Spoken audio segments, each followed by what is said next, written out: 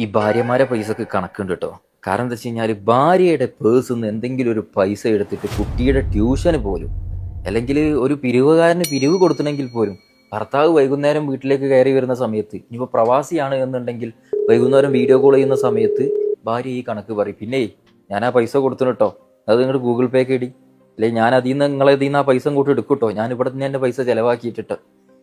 ഈ പാവം മനുഷ്യന് ജീവിതത്തിൽ മുക്കാൽ ഭാഗവും അദ്ദേഹം അധ്വാനിച്ചത് ഈ പെണ്ണിനും കുടുംബത്തിനും കുട്ടികൾക്കും വേണ്ടിയിട്ടാണ്. അദ്ദേഹം ഇന്ന് വരെ ഒരു കണക്കും ആ പെണ്ണിനോട് പറഞ്ഞിട്ടുണ്ടായിരിക്കില്ല. പക്ഷെ ഈ പെണ്ണ് ഒരു രൂപ കൊടുത്തിട്ടുണ്ടെങ്കിൽ അത് 1.50 ആക്കിയിട്ട് ഇങ്ങോട്ട് തിരിച്ചു വാങ്ങി അവളുടെ പേഴ്സിലേക്ക് വെക്കാൻ അവൾ കാണിക്കുന്ന മിടുക്ക്, അതൊരു അപാരം മിടുക്കാം.